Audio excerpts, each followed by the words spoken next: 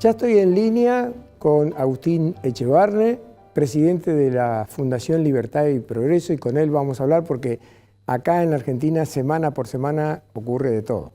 Hola Agustín, abrazo grande, ¿cómo estás? Un abrazo grande, Rubén, un placer charlar contigo. Bueno, Agustín, tenemos la ley de bases, tenemos ahora el acta fundacional de mayo, tenemos todo, ¿no es cierto?, para empezar. ¿Cuál crees vos que van a ser ahora los acontecimientos que ya hoy en los diarios empezaron con la desregulación aeronáutica y todo eso? ¿Cómo lo ves? Bueno, yo creo que es interesantísimo lo que está pasando en Argentina. O sea, vamos a tener, esto no va a ser un camino en línea recta, va a haber dos pasos para adelante, un pasito para atrás, tenés los ruidos cambiarios, tenés cosas que pueden estar ocurriendo, pero estamos en un país que se está transformando. Y una cosa que me encantaría conversar hoy, si te parece, es que incluyeron en ese Pacto de Mayo el tema de la educación.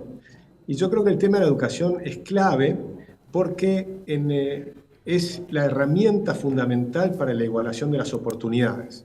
Entonces, nosotros trajimos a James Heckman hace 15 días a Argentina, creo que lo conversamos en alguna vez, y James Heckman es el que habla de la economía aplicada al florecimiento humano, es decir, al capital humano.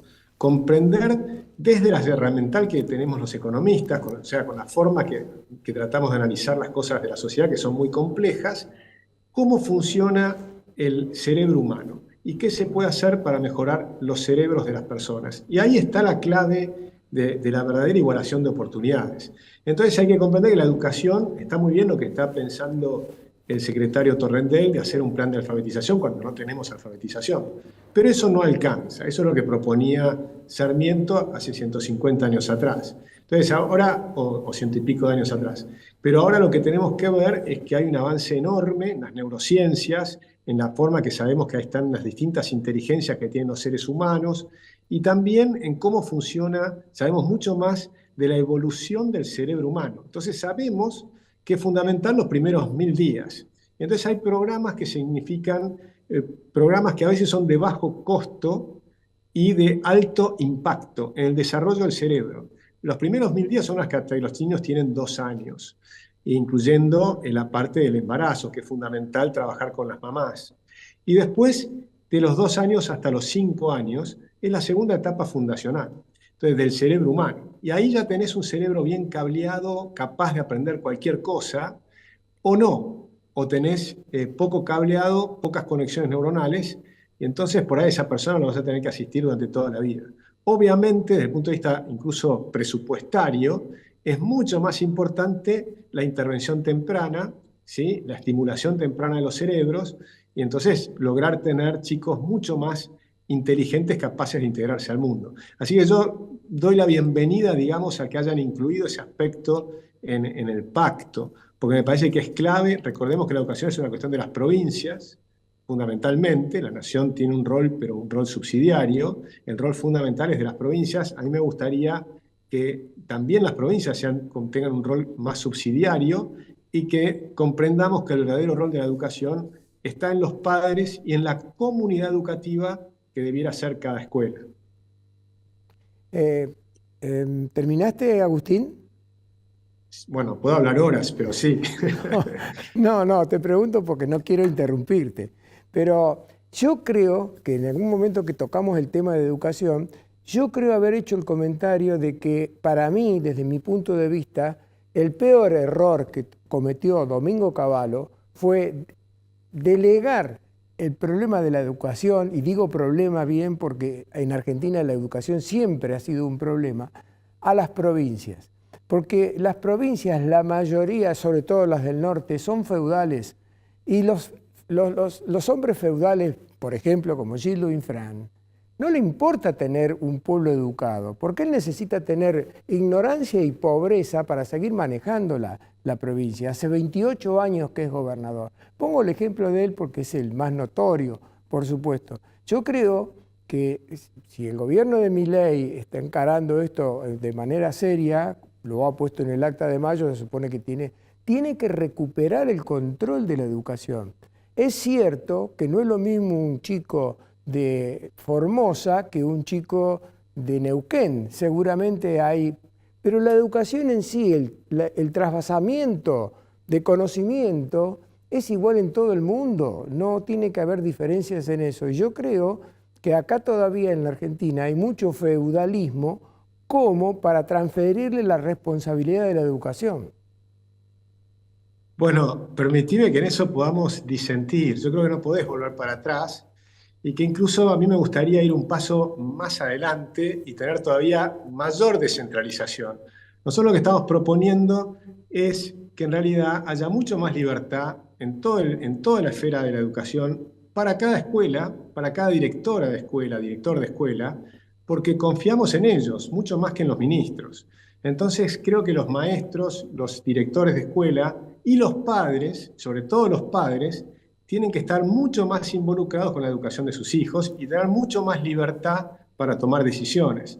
Entonces, tener que tener libertad a nivel de los padres, libertad a nivel de los directores de escuela y libertad a nivel de los maestros para ensayar, porque en realidad lo que hoy se sabe es que somos todos distintos, que hay diferencias en las habilidades y hay diferencias en los intereses de cada uno de los niños y por lo tanto hay distintas formas de educar, no hay una única manera de educar. Y además hay una explosión de desarrollos tecnológicos vinculados a la educación, de forma tal que hoy vas a tener tutores artificiales que pueden ser tutores para maestros, para ayudar a los maestros, y tutores para alumnos. Y con eso vas a permitir desarrollar currículas especiales para cada persona. Depende si le gusta la danza, la música, si le gustan las artes, si tiene un gran desarrollo de habilidades blandas o si en cambio tiene más habilidades cercanas a las matemáticas, o a las inteligencias verbales, a las inteligencias cinéticas. Hay diversas habilidades.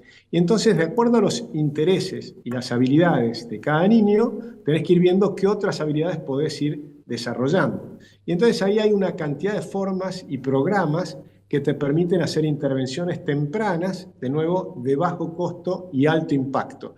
Y después medir ese impacto, pues se puede medir el impacto no simplemente con los exámenes Aprender o los exámenes PISA, sino individualmente con exámenes incluso neurológicos, para ver cómo se va desarrollando los cerebros de los chicos. Es decir, hay tanta tecnología hoy en día, si sabemos tanto más hoy de la educación, del cerebro humano, de las neurociencias y demás, que lo que se sabía hace 20 años atrás, que no tiene ningún sentido seguir con modelos de hace 150 años. Vos pensás que el mundo ha cambiado inmensamente, todo es diferente. Entrás a una fábrica y las fábricas están manejadas por computadoras que manejan robots que a su vez son los que fabrican los productos. Y detrás de eso tenés los ingenieros de informática que manejan los programas que van a manejar a los robots, etcétera, etcétera. Es decir, las fábricas ya no son lo que eran antes, es una cosa completamente diferente. Pero el aula, seguís teniendo un pizarrón, a veces tizas, que ya en el mundo no se usan tizas porque se sabe que te genera polvillo, que a veces te genera alergias y un montón. Acá seguimos teniendo tizas, cosas muy antiguas. Seguís con los pupitres, una maestra imparte una lección de cosas que a los chicos ya no les interesan y sobre todo no nos damos cuenta que el mundo está evolucionando con una rapidez tan grande que no sabemos cuáles son las necesidades de conocimiento que van a tener los niños o cuando ya sean grandes dentro de 20 años. Entonces estamos hablando, tratando de poner currículas pensadas hace 100 años para un mundo que ya no existe hoy y que va a ser completamente diferente y no sabemos cómo va a ser dentro de 20 años. Entonces ni siquiera sabemos cuáles van a ser las preguntas que tienen que responder los niños dentro de 20 años. Entonces hay que tener una concepción, creo yo, mucho más abierta, pero lo que sí doy la total bienvenida es a que hablemos de estos temas, porque muchas veces nos concentramos en el problema urgente, que siempre es el mismo, la inflación, el Estado que no funciona, el Estado que no puede pagar la deuda o que no se sabe si va a pagar la deuda y por eso los bonos valen la mitad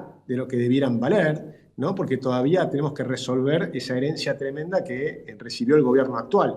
Pero si miramos los gobiernos anteriores, todos se centraron en discutir cómo hago para salir de la inflación, cómo hago... Es decir, no estamos hablando de los temas realmente importantes. Y este sí es un tema que yo creo que es realmente importante. Y yo no digo que soy el dueño de la verdad en este tema. Lo que digo es que tenemos que debatir, abrir las cabezas, pensar distinto, ver lo que está pasando en el mundo, ver todas las nuevas escuelas que están existiendo, las nuevas formas de educación fascinantes, los distintos modelos. Y por supuesto, el tema de que la educación está en las provincias, eso no lo vas a cambiar porque ya está, creo que a nivel constitucional. O sea que van a tener un rol las provincias. Pero tal vez desde la nación el gobierno puede dar algunas ideas, puede dar algunos apoyos, pero sobre todo hay que abrir el tema para que los padres se involucren en la educación de sus hijos. Esa para mí es la clave fundamental. Mirá, Agustín, me encanta el tema que planteás vos de discutirlo y disentir, porque yo me siento un poco en las antípodas, tal vez porque estoy viviendo en el interior y he vivido en la capital federal, y son dos mundos bastante distintos. Para que tengas una idea, vos hablaste recién de los padres. Los padres, la responsabilidad que tienen, que van a tener más libertad y un montón de cosas. Yo estoy dejando casi de ser liberal para pasar a ser anarcocapitalista porque quiero un Estado recontra mínimo. Pero estoy convencido de que en esta situación el Estado es importantísimo. El miércoles pasado te pregunté si la sociedad argentina estaba preparada para una solución liberal. No sé si te acordás. Y vos me diste tu respuesta. Ahora te doy este dato. Hace aproximadamente 2 años, la Universidad Católica hizo un estudio de la población argentina y determinó que el 52% de los argentinos son prácticamente analfabetos funcionales. Entonces, cuando vos tenés una población donde la mitad no entiende lo que lee o lo que escucha, esos son los padres que tienen que decidir para los hijos qué futuro van a tener. Entonces, a mí me parece que solamente para eso yo le daría un rol al Estado, para que se haga cargo de administrar bien el sistema educativo de la Argentina y fortalecerlo. Después sí, vamos al liberalismo completo.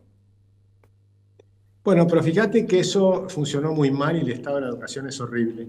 Al contrario, lo que hay que hacer es que los padres se involucren mucho más en la educación. Por ejemplo, en Guatemala, hablando con personas de muy bajo nivel cultural, se les explicó que los chicos en la espalda, viste cómo llevan a veces las mamás y que están muy seguros ahí. El problema que tienen es que esos chicos que están muy seguros en la espalda, las mamás no necesitan ocuparse porque los chicos están tranquilos, no hacen lío, no ponen los dedos en el enchufe y entonces pueden trabajar, hacer otras cosas. Lo que ocurre es que no se desarrollan los cerebros de esos niños. Pero cuando se les explica a las mamás que eso es así, y que si bajan a los niños empiezan a explorar, eso les genera nuevas conexiones neuronales inmediatamente, pero además como a veces tratan de poner el dedo en el enchufe, las mamás tienen que estar mucho más alertas, lo cual también desarrolla ciertas neuronas a las propias madres, y esa interconexión entre las madres y los hijos genera una multiplicación de las conexiones neuronales en los cerebros de los chicos. Cuando a las madres se los explican, bajan a los niños y empiezan a cambian costumbres milenarias y empiezan a hacer cosas diferentes. Entonces, esas intervenciones que simplemente a veces es convocar a los padres, explicarle el impacto enorme que tiene el hecho de que se involucren mucho más en la educación de sus hijos. Que se involucren a veces es preguntarles qué estás haciendo, mostrame lo que estás haciendo, qué divertido, qué bueno, estimularlos, lo que a veces hacen las abuelas. Bueno, eso genera un impacto enorme a nivel neurológico en los propios alumnos. Entonces, hay muchas cosas que se pueden hacer cuando involucras a los papás. Y yo creo que lo que necesitan saber los padres es que eso es indispensable. Si vos decís, no te preocupes, el ministro tiene la solución para que a vos te vaya fenómeno. Bueno, primero que no es cierto, el ministro no tiene la solución, no tiene más remota idea de lo que va a pasar en el futuro, no lo sabe. Segundo, nadie lo sabe, ni siquiera a nivel mundial. Y tercero, hay miles de cosas diferentes que están ocurriendo. Entonces tenés que abrir el juego para que se prueben cosas diferentes. Y no va a haber una única solución, sino que va a haber decenas de formas diferentes de ir atrayendo a los chicos a que vuelvan al colegio, a que se diviertan en el colegio y que deje de ser el colegio una especie de tortura, ¿no? A los chicos ingresan ahí a ser cada vez menos inteligentes. Vos sabés que los chicos, cuando tienen 4 o 5 años, son mucho más creativos que después de pasar 12 años de colegio, que han perdido su creatividad. Pero eso a nivel mundial. En Argentina mucho peor, porque además tiene defectos enormes como acabas de mencionar. Pero aún donde tenés esquemas que funcionaban relativamente bien, los chicos perdían las habilidades blandas, se olvidaban de pensamiento crítico, de imaginación, creatividad y demás, que lo tienen naturalmente a los 4 o 5 años de edad. Entonces el colegio ha matado todo eso. Bueno, hay que cambiar completamente la forma de educación y por supuesto hay que desterrar. Nosotros hoy tenemos 1.400 centros de adoctrinamiento de docentes, ¿sí? Y ese adoctrinamiento, porque les enseñan la pedagogía del oprimido de Freire y todas esas cuestiones que destruyen la verdadera pedagogía, que es lo contrario de eso. Entonces, si vos pretendés cambiar la educación sin cambiar esos 1.400 centros de adoctrinamiento, porque no es formación de docentes, sino que es de adoctrinamiento de docentes, yo creo que eso hay que cambiarlo completamente. Y la forma de cambiarlo, tal vez la más potente de todas, es la libertad. Porque cuando abrís la cabeza, mirás el mundo, agarrás GPT Chat y le preguntás a GPT Chat cuáles son las mejores formas de educar, vas a encontrar cosas mucho más interesantes que las que te enseñan ahí adentro. Está bien, Agustina, vos sabés que me están amenazando con cortarnos la luz.